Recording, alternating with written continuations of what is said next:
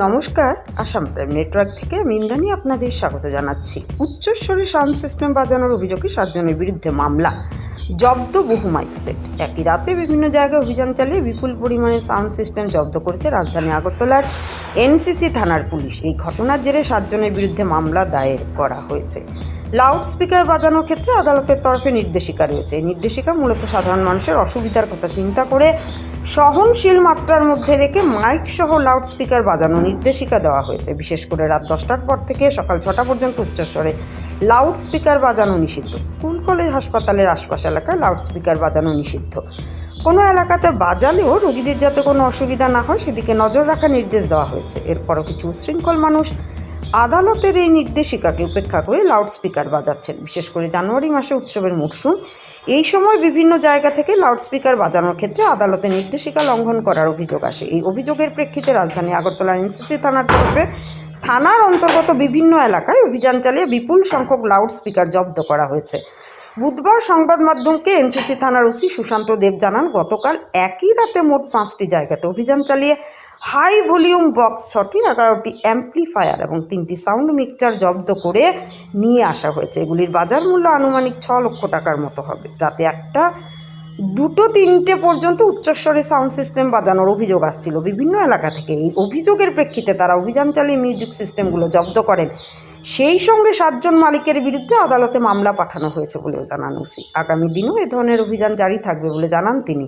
এই সাউন্ড সিস্টেমগুলো রামনগর, ভুবনবন, মধ্য ভবনবন, চাঁদমারি ইত্যাদি জায়গা থেকে জব্দ করা হয়। ভানুচন্দ্রের রিপোর্ট, আসাম প্রাইম নেটওয়ার্ক।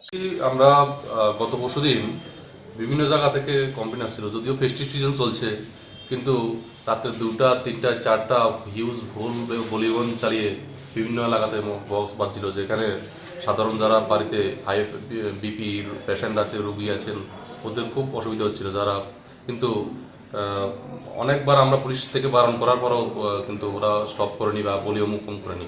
এইসব জায়গা থেকে আমরা টোটাল 5টা জায়গা থেকে টোটাল বক্স সিজ করেছি। আমরা হাই ভলিউমস বক্স সিজ করেছি 6টা, 11টা অ্যাম্প্লিফায়ার সিজ করেছি, 3টা সাউন্ড মিক্সচার সিজ করেছি, যেগুলির বর্তমান বাজার মূল্য আনুমানিক 6 লক্ষ টাকা হতে পারে।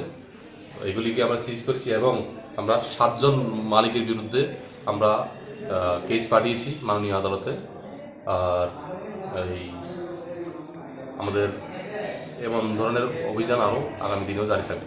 হাইকোর্টের তো একটা অর্ডার রয়েছে, মানে উচ্চ শহরে না বাজান, তারপরও এই ধরনের মানে বাজানো হচ্ছে। আপনারা নিজ উদ্যোগ কোনো ব্যবস্থা নিচ্ছেন কি? আমরা নিচ্ছি।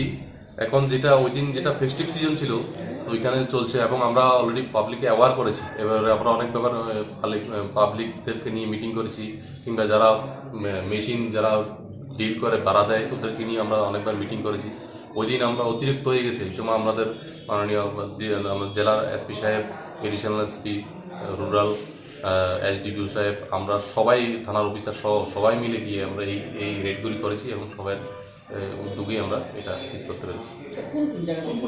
এখানে আমরা রামনগর থেকে সিজ করেছি, চাঁদমারি থেকে, ভুবনবন, মধ্য ভুবনবন এবং বরজলা।